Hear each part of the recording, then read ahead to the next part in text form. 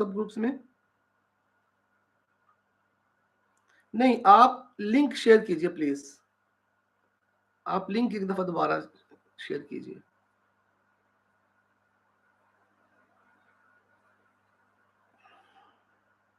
Link एक दफा share कर दीजिए, क्योंकि स्टूडेंट्स को भी इसमें इशू आ रहा होगा।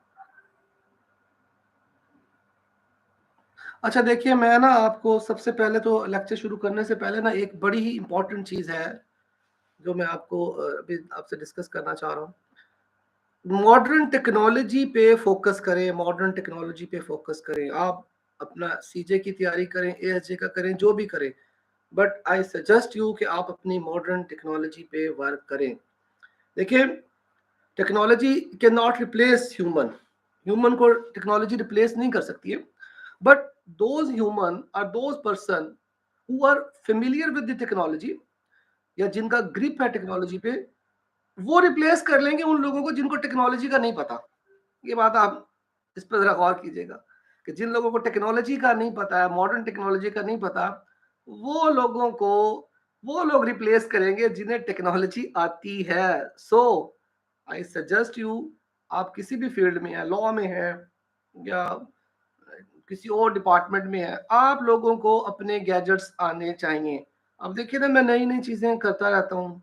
मैंने कहीं से जो है ना, मैंने कोई इसके कोर्सेज तो नहीं ना किए, तो मैंने तो ये सारा यूट्यूब से ट्यूटोरियल देख के टाइम लगाए और सीखते जाए। ठीक है, ये बहुत जरूरी है आप लोगों के लिए। देखिए कितना इजी हो जाएगा अगर आप इन चीजों पे फेमिलियर होंगे। अच्छा, अब हम अपने मेन पॉइंट पे आ जाते हैं। तो ये पहला पॉइंट तो आज का आपके लिए टिप ये था कि सब लोगों ने टेक्नोलॉजी पे वर्क करना है। आप लोगों के पास, सबके पास लैपटॉप होने चाहिए।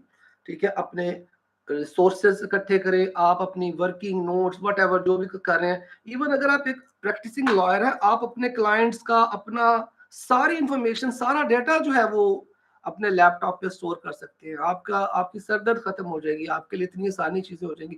लाइक ये जो एक लैपटॉप है, ये हर एक पर्सन के पास होना चाहिए। जिन लोगों से लिंक नहीं ना ओपन हो रहा, प्लीज उनको बताइए कि वो डायरेक्ट आ जाए यूट्यूब चैनल पे, ऑटोमेटिकली वो शो करेगा कि ये लाइव इस वक्त जा रही है ट्रांसमिशन। ठीक है, लिंक ओपन ही ना करें। मैंने यही कहा था ना कि इसको सब्सक्राइब कर लीजिएगा, इस लिंक को, इस चैनल को सेव कर लें, ऑटोमेटिकली आपको मैसेज दे दिया करेगा कि ये अब लाइव। अच्छा, मैं आगे से ना तकरीबन रोजाना, नेक्स्ट वीक से मैं रोजाना आधे घंटे के लिए ऑनलाइन भी हुआ करूंगा। अब जरा सब लोग सुन लें कि किस तरह से हमने काम करना है, हमने अपना इस प्रिपरेशन को कैसे लेके जाना है। जूम पे क्लासेस हमारी हो रही हैं। ठीक है, जूम पे ये प्रॉब्लम आ रहा है कि बहुत सारे कैंडिडेट ज्वाइन नहीं कर पाते due to the limit of the 100 participant. कोई बात नहीं, अगर ऐसा हो रहा है तो आपने कोई परेशान नहीं होना इस पे कि जी हमारी क्लास ही मिस हो गई। हम उसका पूरा की पॉइंट जो है वो आप लोगों के साथ ग्रुप में शेयर कर देते हैं। हर लेक्चर की, हर लेसन की जो है वो शेयर हो जाती है। ठीक है, अच्छा ठीक है, थैंक यू थैंक यू। यार एक्चुअली मेरा जो लैपटॉप है ना वो थोड़ा नीचे रखा हुआ है, इसलिए मैं कैमरे की तरफ नहीं देख रहा। चले, थैंक यू, आपने मुझे बता दिया कैमरे की तरफ देखूं। अच्छा, पहली बात तो ये है कि हमने जूम पे शुरू की हुई है क्लासेस, लेकिन जूम पे लिमिट कम है, तो हमें 100 के बाद फिर प्रॉब्लम आ जाती है। तो हम करेंगे ये कि अभी हम जूम पे लेके चल रहे हैं, लेकिन फर्ज करें अगर 100 लोग पूरे हो जाते हैं और बाकियों को हम ज्वाइन नहीं कर पा रहे, तो उसमें कोई परेशानी की बात नहीं है। हम वो सारा जो वर्क है वो जूम के बाद आपके ग्रुप्स में शेयर कर देते हैं। अब नेक्स्ट वीक से ये हुआ करेगा कि मैं डेली आधा घंटे की क्लास आपके साथ रखा करूंगा रोजाना, नेक्स्ट वीक से।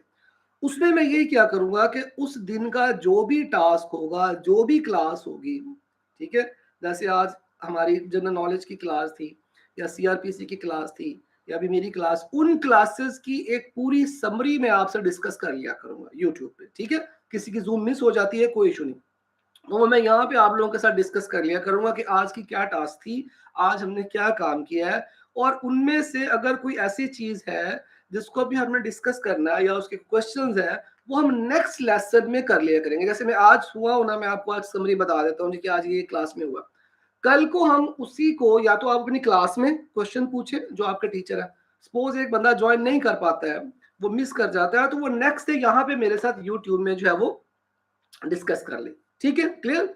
ये एक पॉइंट तो ये हो गया कि हम डेली मिला करेंगे, रोजाना हम लोग पूरे उस डे के जो वर्किंग है उसके की पॉइंट्स बनाते चले जाएं, और सब लोग अपना वो नोट किया करेंगे कि मेरा ये आज का होमवर्क है और मैंने करना है। देखिए, अगर आपने एग्ज़ाम देना है सीजे का या एसजे का, तो आपको एज़ अ स्टूडेंट सोचना पड़ेगा, ठीक है? ये ज़हन से निकाल दें कि आप एज़ अ लॉयर जो है वो एक एग्ज़ाम क्लियर कर जाएँगे। ठीक है, वो प्रैक्टिकल एक्सपीरियंस डिफरेंट होता है, लेकिन जो एकेडमिक जो तरीका होता है वो डिफरेंट होता है। तो आपने बिल्कुल एक स्टूडेंट की तरह से सोचना है कि मुझे ये करना है। पहला पॉइंट तो ये हो गया कि अगर ज़ूम की क्लास नहीं हो रही है, परेशान नहीं होना है, वो आपको पूरा मिल जाया करेगा। दूसरा पॉइंट, इंशाल्लाह मैं कोशिश कर रहा हूँ कि नेक्स्ट वीक से या फिर उसके बाद जब भी हमारे जो मेंटर्स हैं, जो टीचर्स हैं, जो हमारे साथ काम कर रहे हैं, वो कुछ ट्रेन हो जाते हैं, मैं उनकी ज़ूम मीटिंग लाइव ले आया करूँगा। वो ज़ूम मीटिंग कंडक्ट कर रहे हैं ना, उसमें हम कोशिश करेंगे कि वो टीचर ही रहें, एक टीचर वहाँ पे हो, या अगर वो उसके साथ एक को टीचर है, सिर्फ वो 2 लोग उस मीटिंग में रहेंगे और उस मीटिंग का मैं डिस्प्ले यहाँ पे अपने यूट्यूब के साथ लाइव कर दिया करूँगा। ठीक है? आपको उसकी स्क्रीन जो है वो विज़िबल हो जाया करेगी, आपके लिए वो आपको लाइव ही आ जाया करेगा। ठीक है? जो आपने डिस्कस करना हुआ उनके साथ कर लिया करेंगे। वो अपनी स्क्रीन भी शेयर कर दिया करेंगी यहाँ पे, वो कुछ और आपके साथ वहाँ पे शेयर करना, वो सारा यहाँ पे आपको मिलता रहेगा। ठीक है? ये इंशाल्लाह मुझे आई थिंक 5-6 दिनों में मैं ये कर लूँगा। ज़रा जो हमारे मेंटर्स हैं, जो टीचर हैं, उनको भी मैं पहले इसमें थोड़ा एतमाद में ले लूँ, उनसे भी डिस्कस हो जाए कि क्या वो यूट्यूब पे लाइव जाना भी चाहते हैं कि नहीं? अगर सम टाइम कुछ लोग नहीं विलिंग होते हैं कि वो लाइव आएँ। तो जो लोग यूट्यूब पे लाइव आना चाहेंगे, मैं उनको ऐसे ले आऊँगा अगर वो ट्रेन नहीं है, नो इश्यू। तीसरा, हमने टेस्ट का एक प्रोग्राम बनाना है। आज मिस हुंजा ने आप लोगों के साथ शेयर किया है टेस्ट का प्लान फॉर सीपीसी। हमने इसी तरह से सारे सब्जेक्ट का बनाना है, लेकिन टेस्ट हम कंडक्ट ही गूगल शीट पे किया करेंगे। ठीक है? ऑनलाइन ही आपका टेस्ट होगा। उसमें ये है कि आप जो ही टेस्ट देंगे, आपको उसी वक़्त आपका रिस्पॉन्स भी मिल जाएगा कि मैंने इतने मार्क्स लिए। ठीक है? मैं यही बता रहा हूँ, ज़ूम ही के हवाले से बता रहा हूँ, ज़ूम की आप टेंशन ना लें। जो आपका रिज़ल्ट होगा वो आपको फ़ौरन ही पता चल जाएगा कि आपने क्या वर्किंग की है। अच्छा, उसमें अब थोड़ी-सी मैं और बता दूँ कि जो आपकी गूगल शूट शीट पे इवन हम एमसीक्यूज़ के अलावा भी टेस्ट दे सकते हैं, उसको भी वो करेक्ट कर दिया करेगा। ठीक है? तो ये आपका तीसरा पॉइंट अब ये हो गया कि टेस्ट के लिए आपने गूगल शीट वगैरह को यूज़ करना आना चाहिए। स्टूडेंट बाद में मैसेज करते रहते हैं, सर लिंक नहीं ओपन हो रहा, ये नहीं हो रहा। हमारे एडमिन्स आपको रिस्पॉन्ड करते रहते हैं, बट स्टिल स्टूडेंट्स को बहुत प्रॉब्लम आता है। तो उसमें कोशिश ये किया करें कि बजाय आप किसी के ऊपर डिपेंडेंट हो और वो आपको बताए तो आप आगे चलें। आपके पास मोबाइल है, जैसे अभी आप यूट्यूब पे बैठे हैं, आपके पास मोबाइल है, आप जाइए यूट्यूब में, उस पे सर्च कीजिए कि ये मुझे इश्यू आ रहा है, तो उसकी रीज़न क्या है? उसी वक़्त आपको वो दर्जनों वीडियो वहाँ पे दे देगा। ठीक है? 1 सेकंड। हाँ जी, तो वो आपको उसकी वीडियो मिल जाए, फ़ौरन आपको आंसर मिल जाएगा कि मेरा यहाँ पे किस वजह से जो है वो वर्क नहीं कर रहा। ठीक है? वो आपके लिए ईज़ी हो जाएगा। तो ये कुछ चीज़ें हैं जो आपने करनी है। अच्छा, अब इससे एक और भी सुन लीजिए। अभी हमने जो शुरू किए हुए हैं ना एक्ट, ये हमारे अभी चल रहे हैं, जो हमारे रेगुलर मेंटर्स पढ़ा रहे हैं। इसके बाद हमने क्या करना है, हमने इसके बाद सर जहांजेब से, सर बाबर से और कुछ और भी हमारे ऐसे दोस्त हैं जो कि बड़े ट्रेंड हैं इस टीचिंग के अंदर, उनके लेवल पे तो हम नहीं जा सकते। तो हमने आगे इनकी क्लासेस रखनी है 3-3 घंटे की। जैसे मैं आपके साथ यूट्यूब पे जो मेरे जो एक्ट होंगे या सब्जेक्ट होंगे, मैं इनको 3 से 4-4 घंटे की क्लासेस आगे जाके लूँगा वीकेंड्स पे। ठीक है? जैसे फ़र्ज़ कर लें, मैं अब सैटरडे को बैठा हूँ आपके साथ, तो आप 4 घंटे की क्लास मेरे साथ लें, हम उस दिन उसको ख़त्म करेंगे। ठीक है? अभी केपीके के जो स्टूडेंट हैं, उनके साथ मैंने ये करना है कि आपका वो एक एक्ट पूरे का पूरा हम 1 दिन में कंप्लीट करें, उसकी रीडिंग करें, उसके जो बेयर एक्ट को हम पढ़ लें। ठीक है? ये हमने प्लान आगे का करना। आप लोग जो है अपनी अब गैजेट्स अपने और अपनी सारे जो रिसोर्सेज वगैरह उनको प्रिपेयर करें, ताकि हम इसको जो है वो आगे एक थ्रू प्रॉपर चैनल लेके चलें। अभी थोड़ा सा रमजान की वजह से टाइमिंग का इशू होता है, बट इंशाल्लाह आफ्टर दैट वो भी ठीक हो जाएगा। अच्छा, ये तो अब हो गया जी आपका, हमारा मोड ऑफ कंडक्ट कैसे क्लासेस को होगा। अगर कोई किसी के माइंड में क्वेश्चन है तो प्लीज अभी बता दे। ग्रुप्स में आप बार बार मैसेज भेजते हैं, व्हाट्सएप पे मुझे इतने मैसेजेस आए होते हैं तो वो समझ नहीं आती किस किस को रिप्लाई। अगर कोई क्वेश्चन किसी के माइंड है तो प्लीज अभी यहाँ पे पूछ लीजिए, फिर हम आगे अपने पंजाब सिविल कोड ऑर्डिनेंस पे चलते हैं जी।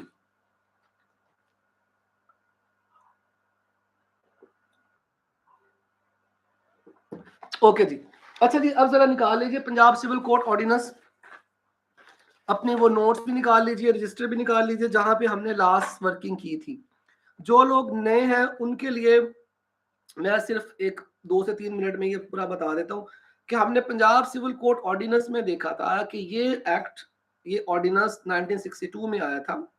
1962 में हमने इसकी बैकग्राउंड हिस्ट्री देखी थी कि सिकंदर मिर्जा ने मार्शल लॉ लगाया, फिर जनरल अयूब ने जो है वो खुद को प्रेसिडेंट डिक्लेयर कर दिया, और उन्होंने फिर क्या किया, एक एक जो है एक सम सॉर्ट ऑफ, उसने कह लीजिए कि कमेटी बनाई जो उसने कॉन्स्टिट्यूशन के लिए था कि वो कॉन्स्टिट्यूशन पे वर्क करेगी और कॉन्स्टिट्यूशन को डिज़ाइन करेगी, ड्राफ्ट करेगी। उसने बहुत सारी रिकमेंडेशन दी, तो उनकी रिकमेंडेशन ही की बेस पे फिर एक ये जो है Punjab civil code, west Pakistan civil code ordinance के नाम से बनाया गया, क्योंकि पाकिस्तान के पहले 2 पार्ट थे, पंजाब, सिंध और सरहद पहले था जिसको केपीके कहते हैं, और ब्रिटिश बलोचिस्तान। इन सब के अंदर डिफरेंट लॉज चल रहे थे। हमने चाहा कि इनको यूनिफॉर्म कर दें। आपने अगर प्रियम्बल पढ़ी हो तो उसमें ये चीज़ बताई गई कि यूनिफॉर्मिटी लाने के लिए चारों जो सूबे थे, ये जो है वो लॉ बनाया गया। फिर लॉ ये 1962 में हमारे पास आ गया, 7 जनवरी को इन्फोर्स हो गया। 71 में जो है वो ईस्ट पाकिस्तान था वो हमसे अलहदा हो गया, जिसको हम बांग्लादेश कहते हैं। फिर 75 में इसको हमने पंजाब सिविल कोड ऑर्डिनेंस के नाम से जो है वो अपने इस पंजाब प्रोविंस में जो है वो इन्फोर्स करवा दिया। उसके बाद 2016 में इसमें कुछ अमेंडमेंट हुई हैं। अभी जो हमारे पास ये है, ये इस वक्त अमेंडेड है। मैंने कहा था कि आपने इसको हमेशा जो इनकी वेबसाइट है वहां से आपने इसको डाउनलोड करना है, आपने इसको पंजाब की जो वेबसाइट है वहां से लेना है, जो बुक्स वगैरह में वो आपने यूज नहीं करना। अच्छा, अब इसके मैंने आपको कहा था कि टोटल 27 सेक्शन, 27 सेक्शंस में से मैंने ये कहा था कि 11 ओमिटेड है, ओके। 28 भी था, वो रिपील हो गया था, वो एक शेड्यूल था। 11 जो है वो ओमिट हो गया। फर्स्ट और सेकंड हमने कहा कि वो एक्सटेंट और डेफिनेशंस के होते हैं, कोई वो इतना डिफिकल्ट नहीं, वो आप उसको बड़ी आसानी से कर लेते हैं। एक सेक्शन हमेशा जो होता है, या एक आर्टिकल, एक सेक्शन हमेशा जो है वो उस एक्ट के अंदर रूल मेकिंग पावर होती है।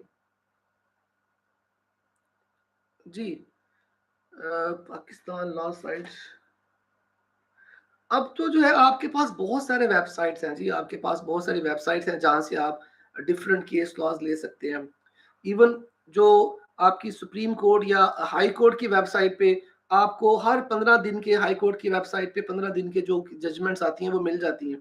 ठीक है, अगर आप गैजेट्स यूज करना जानते हैं, आपको पता है, तो एवरी 15 डे आपको सारे केस लॉज मिल रहे हैं, जो भी नई नई चीजें आ रही है। सुप्रीम कोर्ट की भी ऐसे अवेलेबल है। दोबारा वापस आएंगे अपने इसमें। अच्छा, लिखिए जी जरा, आपने नोट करना है। सेक्शन 1 एक्सटेंड, खत्म। Section 2 definition, okay. Section 11 omitted. हमने कहा कि सेक्शन 27 है powers to frame rule, okay. फिर उसके बाद आ जाइए। अच्छा, अब देखिए, हमने शुरू किया था 3 क्लासेस ऑफ कोर्ट्स थी, ओके। 4 जो था वो हमें बता रहा था सिविल डिस्ट्रिक्ट्स को, कि डिस्ट्रिक्ट हमने बनानी है, सिविल डिस्ट्रिक्ट बनानी है, जिसके अंदर आपने पंजाब को 42 जो है वो उसमें बना दिया था, उसके 42 पार्ट्स बना दिए थे, 42 डिस्ट्रिक्ट बना दिए अप टिल 14 जनवरी 2023 में बता रहा हूँ। फिर उसके बाद हमने 5 में कहा था कि ये डिस्ट्रिक्ट जज है, डिस्ट्रिक्ट जज को कैसे अपॉइंट करेगा, कौन अपॉइंट करेगा, उसको हमने देख लिया था। 6 जो था एडिशनल डिस्ट्रिक्ट जज था, और उसके बाद 7 हमारे पास डिस्ट्रिक्ट जज की ओरिजिनल जुरिस्डिक्शन थी। 8 आपसे रेलेवेंट है कि आप सिविल जज कैसे बनेंगे, और सॉरी, सिविल जज की जो अपॉइंटमेंट होगी उससे रिलेटेड था।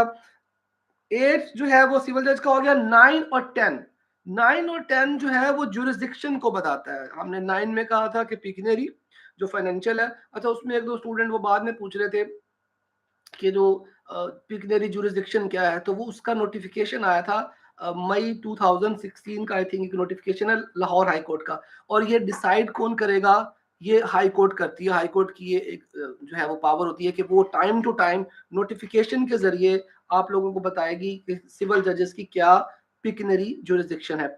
इस वक्त जो नोटिस जो था, जो ऑर्डर है, उसके मुताबिक जो सिविल जज क्लास 1 है उसके पास अनलिमिटेड पावर है। जो क्लास 2 है वो 50 मिलियन तक के केसेस को सुन सकता है, और जो क्लास 3 है वो 1 मिलियन तक के केसेस को सुन सकता है। ये हमारी पिकनरी जुरिस्डिक्शन थी। जो 10 है वो आपकी टेरिटोरियल जुरिस्डिक्शन को बताता है। वो हमने कहा था कि उसकी लोकल लिमिट ही कंसिडर की जाएगी अनटिल कोर्ट उसको कोई एक्स्ट्रा अथॉरिटी या एक्स्ट्रा उसको पावर वेस्ट ना करे। तो ये हमारा था जी नंबर 10। अच्छा, फिर हमने ये कहा था 12 मैंने आपको नहीं था पढ़ाया, ठीक है। 13 मैंने कहा था कि प्लेस ऑफ सिटिंग, कि ये जो कोर्ट्स हैं ये कहाँ पे बैठेंगी, इन कोर्ट की जो सिटिंग कहाँ पे होगी, ये हमने देखा था कि कोर्ट की इस सिटिंग को हाई कोर्ट जो है वो डिसाइड करेगी कि किस जजेस की कहाँ तक की जुरिस्डिक्शन होगी। फिर इसी तरह से हमने 14 की बात की थी, जो कि कंट्रोल था, control of the court and presiding officer. हमने ये कहा था कि पूरा जो कंट्रोल होगा इन कोर्ट्स के ऊपर, सिविल कोर्ट्स के ऊपर, वो आपकी हाई कोर्ट का ही होगा। लेकिन अगर हाई कोर्ट चाहे तो हाई कोर्ट क्या करती है, उसकी सुपरिटेंडेंस में डिस्ट्रिक्ट जज जो है उसको अथोराइज कर दिया जाता है कि वो एक पूरे उस डिस्ट्रिक्ट को जो है वो प्रिजाइड करेगा, ठीक है। उसके पास ये पावर आ जाती है और वो उस पूरे डिस्ट्रिक्ट को प्रिजाइड करता है, लेकिन सुपरविजन जो होती है वो हाई कोर्ट की ही रहती है, हाई कोर्ट ही उसको पूरे को सुपरवाइज कर रही होती है। ठीक होगा जी, क्लियर। अब आगे चलते हैं जी। अब देखिए, अच्छा मैंने आपको ना एक सीक्वेंस भी समझाना है कि किस तरह से याद करना है आपने। स्टूडेंट जो है ना वो रट्टे लगाते जाते हैं और उनको समझ नहीं आती कि हमने कौन सा सेक्शन कैसे करना था। यहाँ तक मैंने आपको एक स्कीम बताई, आपने कर ली। अब आप देखिए, हमने बीच में 3-4 छुट्टियां कर ली, ठीक है। हमारी जो छुट्टियां हुई हैं, अगर आप जज होते तो आप ऐसे छुट्टी कर सकते थे? अगर आप जज बन जाते और आपने छुट्टी करनी होती तो आप क्या करते? क्या आप जो है विदाउट इंटीमेशन बता देते, ठीक है, या आप अपनी पावर किसी को डेलीगेट करके जाते? जैसे अब मैं कोई क्लास मेरी मिस हो जाती है या किसी क्लास ऐसा होता है तो फौरन मैं अपनी जगह पे किसी ना किसी सब्स्टिट्यूट को जो है वो कह देता हूँ कि वो इस चीज को मैनेज करेगा। The same new thing for today's lecture, आज की जो चीज हम शुरू कर रहे हैं, सबसे पहले आपने देखना है हॉलीडेज का। ये जो जजेस हैं उनकी छुट्टियों के हवाले से क्या सीन होगा, ठीक है, और वो किस तरह से लीव पे जाएंगे, या जो कोर्ट्स की जो लीव होगी वो क्या होगी। अब हम इस पॉइंट पे आ जाते हैं। हाँ जी, बिल्कुल कोई फ्रेंच लीव अलाउ नहीं है। अच्छा देखिए, इसके लिए मैंने भी 3 दिन के बीच में छुट्टी कर ली, लेक्चर नहीं हुआ। अच्छा अब देखिए, हॉलिडे के लिए हमें जो बताया गया है वो है जनाब, आपके पास सेक्शन नंबर है आपका, कौन सा है जी, को लिखिए क्या सेक्शन, किसी को पता है? हॉलिडे, ये तो पता होना चाहिए आपको। हॉलिडे किस दिन होती है कोर्ट में और कौन बताता है, कैसे उसको बताया जाएगा जी?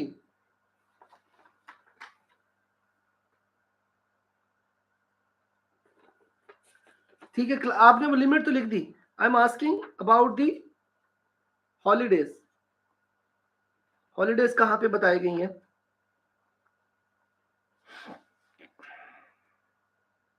जी सेक्शन 25 जी, 25। अब नोट कर लीजिए, जो पहले सेक्शन हो गए उनके आगे अब आपने सेक्शन 25 लिखना, बाद में आप इसको एक सीक्वेंस में भी कर लीजिएगा, लेकिन अभी हम 25 को पहले बात कर रहे हैं जी। 25 सेक्शन में हमें ये बताया गया है कि जी छुट्टियां जो होंगी कैसी होंगी, subject to the such general order as may be made by government, the high court shall prepare a list of days, ठीक है, to be observed in each year as holidays। तो पहला पॉइंट तो ये हो गया कि जी हॉलीडेज का जो एक लिस्ट प्रिपेयर करनी है वो हाई कोर्ट ने करनी है, लेकिन वो जो गवर्नमेंट का एक शेड्यूल आता है उसको वो सामने रखेंगे, ठीक है जी, क्लियर। और उसके बाद उसको क्या किया जाएगा, ऑफिशियल गजट में जो है उसको पब्लिश भी कर दिया जाएगा। जो भी हॉलीडेज होंगी उसको वो पब्लिश करेंगे गजट के अंदर, ठीक है जी, क्लियर। आपने सेक्शन 11 के बाद आ जाना ये जी। थैंक यू अली भाई, बहुत शुक्रिया, ये आपने शेयर कर दिया। अच्छा मैं यहाँ पे ना अब ये मेरे साथ 2 एडमिन्स हैं, ये साथ साथ आपको सेक्शन भी शेयर करते रहेंगे। अगर किसी को वो सेक्शन या बेयर एक्ट नहीं है तो वो रीड कर लिया करे। तो सेक्शन 25 जी हमारे पास हो गया कि लीव कैसे होगी, छुट्टियां कैसे होंगी, हॉलीडेज कैसे होंगी। तो हमने कहा जी कि हाई कोर्ट के पास ये है पावर कि वो इस तरह से छुट्टियां ग्रांट कर सकता है। अब आ जाइए जी, इसी के साथ आपने मिला लेना है सेक्शन नंबर 21। सेक्शन नंबर 21 पढ़ते हैं जी। जी 21 बिल्कुल जी। अब 21 क्या है जी? 21 कहता है temporary vacancy of office of the district जज, कि अगर डिस्ट्रिक्ट जज साहब जो है वो लीव पे होंगे या वो छुट्टी करेंगे तो उसका क्या प्रोसीजर होगा। मैंने कहा था ये ordinance Punjab civil court ordinance आपको पूरी कोर्ट का सिस्टम समझा रहा है कि कोर्ट की वर्किंग कैसे हो रही है, कोर्ट में सिस्टम कैसे चल रहा है। उसमें अब अगर एक डिस्ट्रिक्ट जज साहब जो हैं वो छुट्टी करते हैं या वो छुट्टी करना चाहते हैं, तो उसका जो प्रोसीजर है उसके बारे में पूरी डिटेल हमें सेक्शन 21 बता रहा है। अली साहब जरा प्लीज शेयर कीजिएगा सेक्शन 21। सेक्शन 21 क्या कहता है? इन the event of the death of the district जज और of his being prevented from performing his duty, दोनों रीजन है, या तो उसकी डेथ हो जाती है या किसी वजह से वो क्या है जी, अपनी ड्यूटी को परफॉर्म नहीं कर सकता, तो क्या होगा? बाय इलनेस और other causes the additional district जज इफ एनी और in the absence of additional district जज from the district the senior most of the civil जज एट द हेडक्वार्टर, ठीक है, ये पॉइंट याद रखने का, shall assume charge of the district without interruption of the ordinary jurisdiction, ठीक है जी। उसका जो चार्ज होगा, अगर एक डिस्ट्रिक्ट जज साहब की डेथ हो जाती है या वो बीमारी की वजह से, इलनेस की वजह से वो नहीं आ पाते हैं, तो उसका जो चार्ज होगा वो करेगा एडिशनल डिस्ट्रिक्ट जज, ठीक है। और अगर एडिशनल डिस्ट्रिक्ट जज नहीं है तो जो सीनियर मोस्ट सिविल जज है वो उस चार्ज को अज्यूम करेगा without any interruption of that district, उस डिस्ट्रिक्ट की कोई इंटरप्शन ना। And remember that is about the headquarter, के हेडक्वार्टर में होना चाहिए वो एडिशनल डिस्ट्रिक्ट जज, ठीक है जी, clear.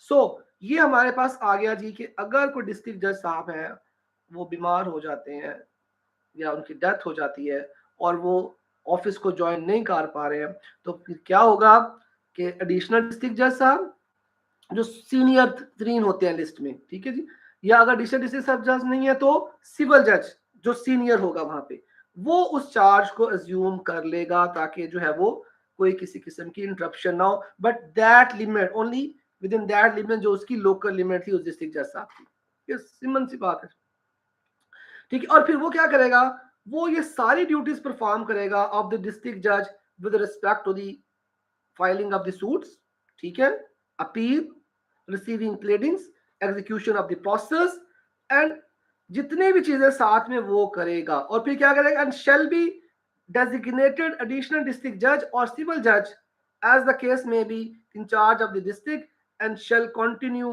in such charge until the office of the district judge has been resumed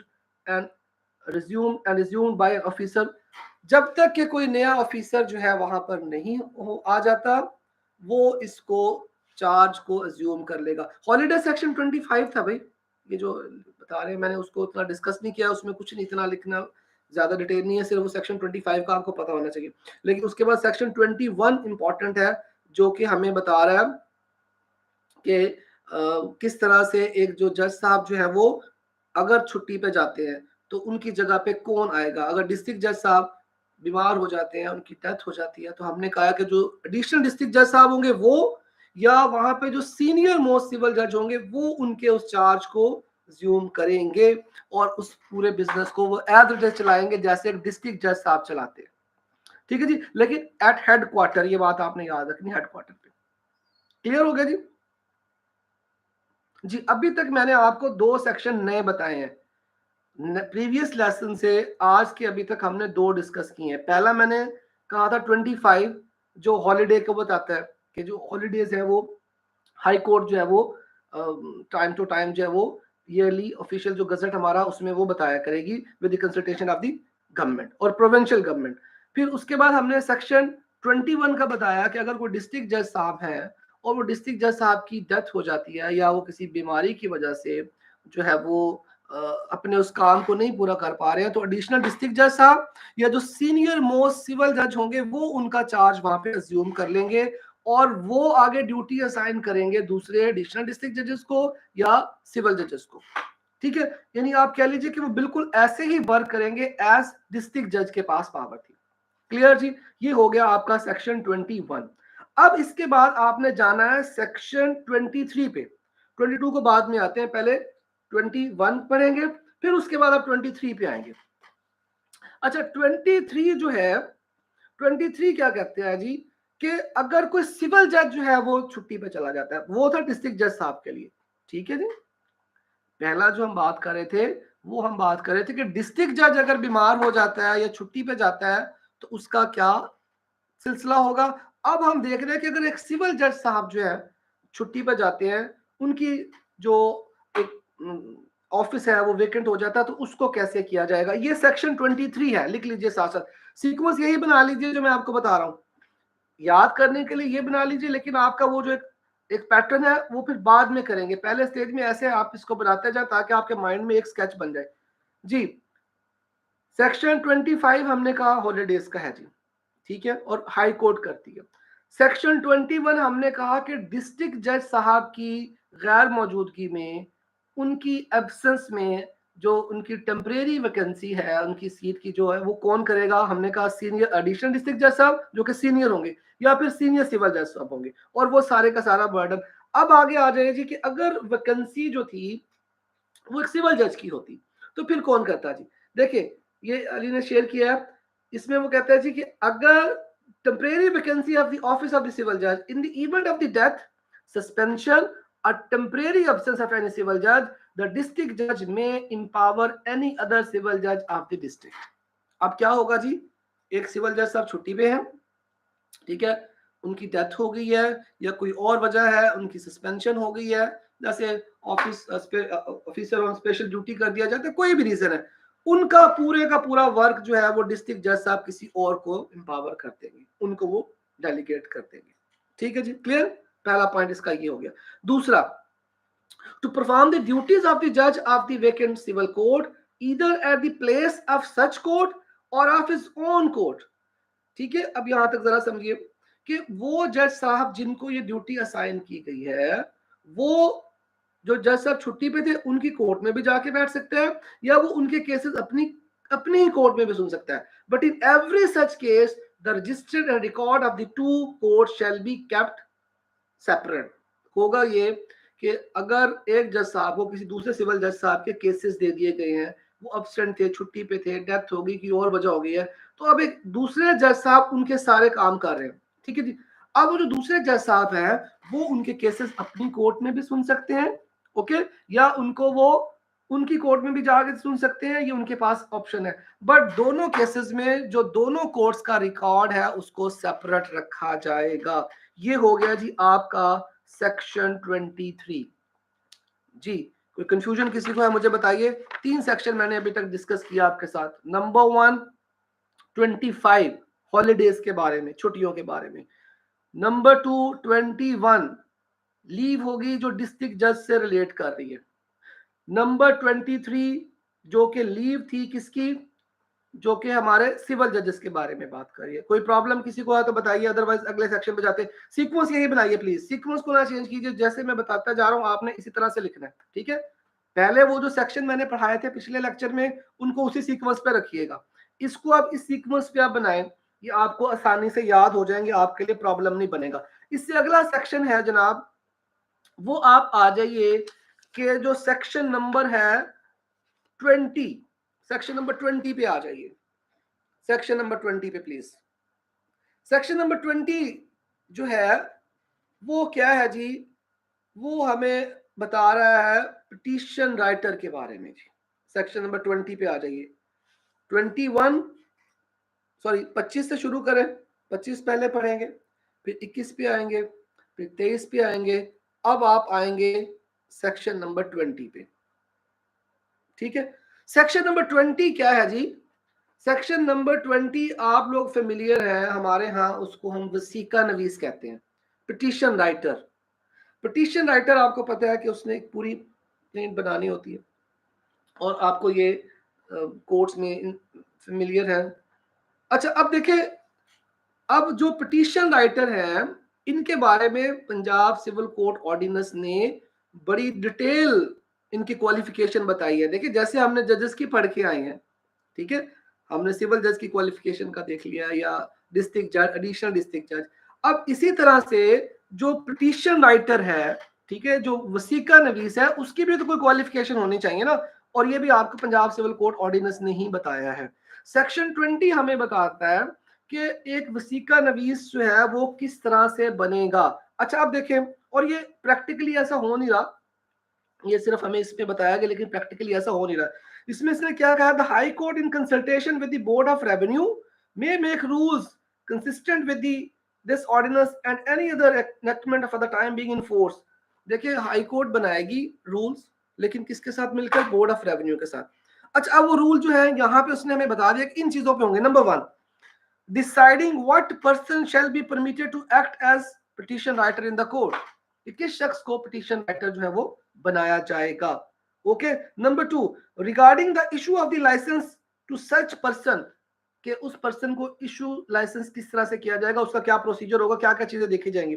फिर उसके बाद the control of the business by them and the scale of the fees to be charge by them, कितनी fees उनसे लेनी है और उनकी क्या जुरिसडिक्शन होगी, ये सारे का सारा हमें सेक्शन 20, इसके आगे 3 सब सेक्शन है ए, बी और सी, वो हमें एक पिटीशन राइटर की क्वालिफिकेशन बता रहे हैं, उसका प्रोसीजर बता रहे हैं कि उनको कैसे अपॉइंट किया जाएगा। हमने पहले कहा कि हाई कोर्ट करेगी with the consultation of the board of revenue कि कितने पर्सन को अपॉइंट किया जाएगा, ठीक है, उनकी क्वालिफिकेशन क्या होगी।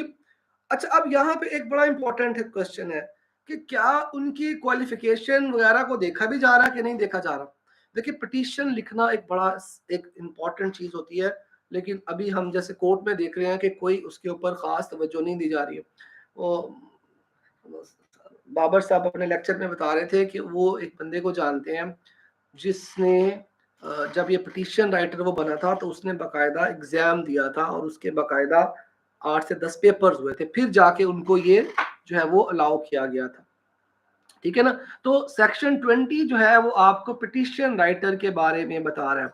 अगर आपसे वो जनरली क्वेश्चन पूछ ले कि जी एक पूरे कोर्ट के सिस्टम के लिए आपके कौन कौन लोग हैं जो यहाँ पे मौजूद होते हैं, इस ऑर्डिनेंस के अंदर किन किन लोगों को डिस्कस किया गया है, वो कौन कौन से ऑफिसर हैं या वो कौन कौन से लोग हैं जो कोर्ट को असिस्ट कर रहे हैं, तो भाई उसमें आपने डिस्ट्रिक्ट जज का नाम लिखना है, आपने उसमें एडिशनल डिस्ट्रिक्ट जज का बताना है, आपने उसमें सिविल जजेस का बताना है, आपने उसमें पिटीशन राइटर का भी बता देना है कि पिटीशन राइटर भी कोर्ट की हेल्प करने के लिए होता है भाई, ठीक है। और इसकी भी पूरी क्वालिफिकेशन हमें इसी ऑर्डिनेंस ने बताई है, पंजाब सिविल कोर्ट ऑर्डिनेंस ने हमें पिटीशन राइटर के बारे में भी बताया है। कोई कंफ्यूजन तो नहीं है जी सबको यहाँ तक। सो 4 सेक्शन मजीद हो गए जी। नंबर 25 हॉलीडेज का है, ठीक है। Number 21 vacant seat of district जज है। सेक्शन 23 सिविल जज की वेकेंट सीट के बारे में है। सेक्शन 20 पिटीशन राइटर के बारे में है जिसको वसीका नवीस कहते हैं। आगे चलते हैं जी, ये 4 सेक्शन हो गए। आई थिंक इसमें आपको कोई इशू नहीं होना चाहिए। अच्छा, अब एक और सेक्शन है जी, उसको भी साथ ही कर लीजिए। वो है जी कि जो आपकी कोर्ट होती है उसकी सील कैसी होगी, उसकी स्टैंप कैसी होगी, और इसके लिए हमारे पास है सेक्शन 26। सेक्शन 26 पे आ जाएंगे। सेक्शन मैं जानबूझ के इसको ना रेंडमली कर रहा हूं, इसमें यह है कि आपका ब्रेन इसको जल्दी एक्सेप्ट कर लेगा। हाँ जी, 26 पे आ जाइए जी। सील ऑफ द कोर्ट, ठीक है। सील ऑफ द कोर्ट के कोर्ट की स्टैंप कैसी होगी। आप लोगों ने देखी होंगी जो कोर्ट में स्टैम्प्स जो चल रही हैं, लेकिन जो उसका एक्चुअल फॉर्मेट है वो हमें इस ऑर्डिनेंस ने बताया है। इस ऑर्डिनेंस के सेक्शन नंबर 26 ने बताया every court shall have and use as occasion may arise a circular seal 2 inches. अब देखिए जी, इसकी जो सील होगी, जो इसकी स्टैंप होगी, उसका जो डायमीटर होगा ना वो 2 इंचेस का होगा, ठीक है। डायमीटर आपको पता है सर्कल के लिए, तो उसका जो डायमीटर है वो 2 इंचेस का होगा, सर्कुलर होगी, ठीक है, राउंड इन शेप होगी, और नेम ऑफ द कोर्ट उस पर लिखा होगा, ठीक है। और नेम ऑफ कोर्ट में क्या होगा जी, उसने हमें एक और भी चीज बताई है कि एक क्रेसेंट होगा, ठीक है, और मून होगा with the horse pointing upward. जो मून की डायरेक्शन है वो उसके जो एजेस है वो ऊपर की तरफ जो है वो शो किए जाएंगे। कंप्लीट हमें उसकी एक फॉर्मेट जो है वो सेक्शन नंबर 26 ने हमें बता दिया। सील ऑफ द कोर्ट ने, सील ऑफ द कोर्ट जो है हमें बता रही है जी कि हर कोर्ट के अंदर उसकी एक स्टैंप होगी, एक उसकी सील होगी, एक मोहर उसके पास होगी, और वो किस तरह से होगी जी। ये गलत है अगर किसी के ये कंडक्ट ऑफ द बिजनेस लिखा है। जो लेटेस्ट हमारे पास है उसमें 26 में सील ऑफ द कोर्ट है। मैं आपको बार बार ये तो चीज कह रहा हूं कि आपने ये लेना है, मैंने इसको शेयर भी किया हुआ आपके साथ, ठीक है जी। कि आप यही यूज करेंगे जो मैं आपके साथ अपडेट यूज कर देता हूँ। तो 26 हमें सेक्शन बता रहा है जी किस तरह की हमारी जो है वो स्टैंप होगी। पहला पॉइंट तो ये होगा जी कि स्टैंप की स्ट्रक्चर क्या होगी या उसको बनाएंगे कैसा। दूसरा बड़ा इंपॉर्टेंट पॉइंट है जी कि ये जो सील है ना, ये जो स्टैंप है, ये जो प्रिजाइडिंग ऑफिसर होंगे या ये जो वो जज साहब होंगे, ये उन जज साहब की अपनी कस्टडी में रहेगी। ठीक है, चाहे वो सिविल जज है, चाहे वो एडिशनल डिस्ट्रिक्ट जज है, वो डिस्ट्रिक्ट जज है, ये सील उनकी कस्टडी में रहेगी।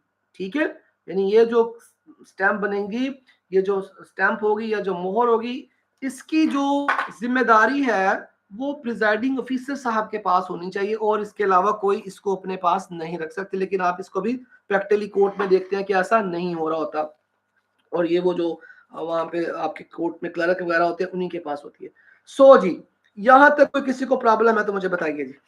आपके पास अभी तक हमने सेक्शन नंबर पहले सबसे स्टार्ट किया था 25, सेक्शन 21, सेक्शन 23 दरमियान में स्किप किए हुए हैं, वो मैंने छोड़े हुए हैं। सेक्शन 23, फिर हम आ गए थे सेक्शन 20 पे जो कि वसीका नवीस के हवाले से है, और फिर हम आ गए थे जनाब सील ऑफ द कोर्ट के बारे में कि कोर्ट की स्टैंप कैसी होगी। जी, इधर तो कोई किसी को कंफ्यूजन है तो मुझे बता दीजिए जी। चले, ओके, इसका मतलब ये हुआ कि अभी तक हमने जो टोटल सेक्शंस पढ़ लिए हैं, इसके लास्ट लेक्चर में हमने इसके पढ़े थे सेक्शन 14 तक, आई थिंक सो हमने 14 तक पढ़े थे। उसमें से 12 मैंने मिस कर दिया था कि वो मैंने जानबूझ के नहीं पढ़ाया था, उसमें कुछ उसकी पावर्स हैं जो डेलीगेट की गई हैं। तो आपको, हाँ जी, सेक्शन 14 तक अब आपको वो आना चाहिए। ये सब लोग नोट कर लें जो आज का आपका होमवर्क है, जो टास्क है, क्योंकि इसको मैं 5 मिनट में खत्म कर रहा हूँ। सेक्शन 14 तक एक्सेप्ट सेक्शन 11 उमिट हो गया, 1 से लेकर 14 तक, 11 और 12 नहीं किया, नेक्स्ट में होगा। फिर उसके बाद सेक्शन नंबर 25, 21, 23, ठीक है, 20 और 26 भी हो गया, 27 नहीं भी करना, 27 नहीं करना। अच्छा, यहां तक आप लोगों ने करना है ऑलमोस्ट, ये कोई आई थिंक 17 to 18 सेक्शन आपके हो गए। अब मैंने इसमें दो चीजें मिस की हैं, अगर आप देखेंगे ना, मैंने इस पूरे ऑर्डिनेंस में से दो चीजों को मैंने सेपरेट कर दिया।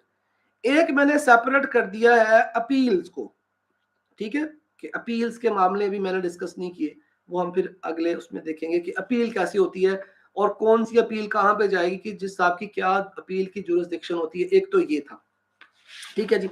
दूसरा मैंने इसमें से सेक्शन 24 बहुत बहुत इंपॉर्टेंट है, 24 इस दफा आपके एएसजे के एग्जाम में आ चुका है। सेक्शन 24 मैंने स्किप किया, ठीक है। आप लोगों ने करना ये है कि ये जो सेक्शन मैंने पढ़ा दिए हैं, इनको तो आपने बहुत अच्छे तरीके से पढ़ लेना है, इनको तो आपने कंप्लीट कर देना कि फाइनल हो जाए, खत्म हो जाए, इनमें कोई इशू नहीं रहना चाहिए।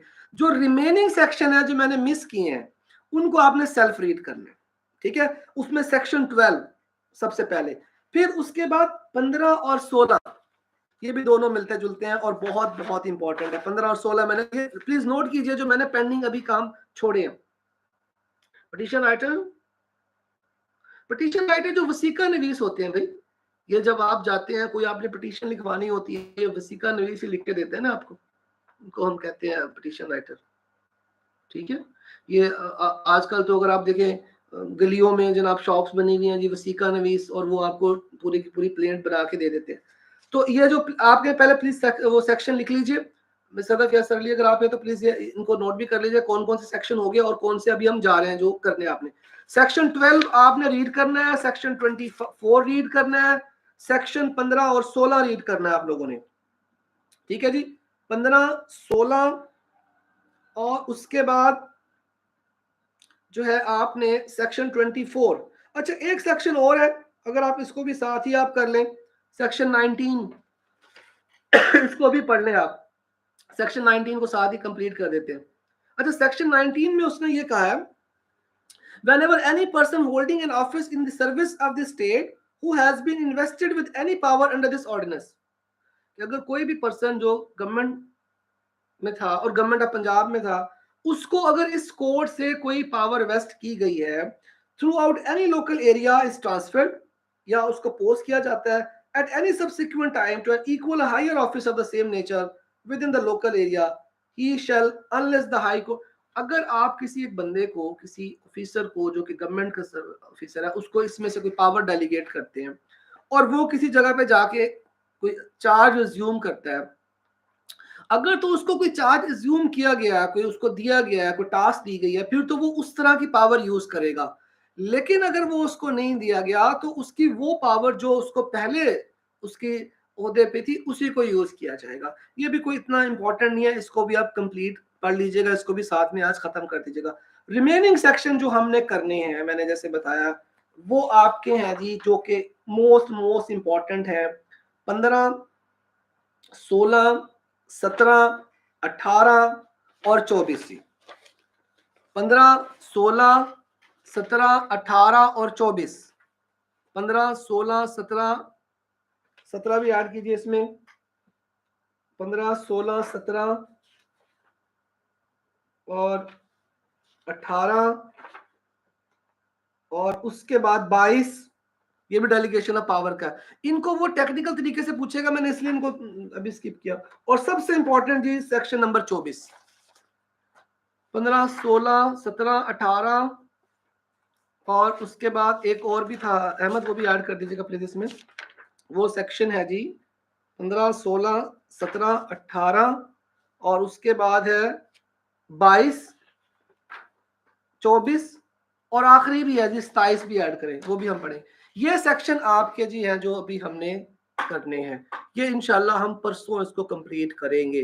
परसों के लेक्चर में हम इसको इंशाल्लाह रिमेनिंग सेक्शंस को, उसमें हमारा जो मेन फोकस होगा वो दो चीजों पे होगा। एक तो अपील से रिलेटेड हम बात करेंगे कि अपील कहाँ पे जानी चाहिए, कि जज साहब से अगर आपके खिलाफ फैसला आ गया तो आप कहाँ पे अपील करेंगे। सेक्शन 12 भी ऐड करें ना जी, बिल्कुल वो भी। देखिए इसमें आप जरा इन चीजों पे देखिएगा, इन सेक्शन के अंदर क्या है, या तो इसमें डेलीगेशन ऑफ द पावर है, ये जो रिमेनिंग सेक्शन हमने करने, या इसके अंदर अपील है, ठीक है, और फिर आखिरी में इसके रूल्स बनाने का तरीका है। बाकी जो हमने चीजें देख ली हैं कि जो कोर्ट है उसके अंदर डिस्ट्रिक्ट जज, एडिशनल डिस्ट्रिक्ट जज और फिर उसके साथ सिविल जज या जो पिटीशन राइटर है, इन सबको हमने इनसे रेलिवेंट सेक्शंस को देख लिया है। बाकी इंशाल्लाह जो है ये हम अब वेंसडे को करेंगे। मैंने शेड्यूल आपको बता दिया है कि इंशाल्लाह नेक्स्ट वीक से फिर डेली हम जो है वो ऑनलाइन किया करेंगे और मैं थोड़ी सी क्लास अर्ली करूंगा। ठीक है जी, अल्लाह हाफिज जी, अपना ख्याल रखिए, खुदा हाफिज।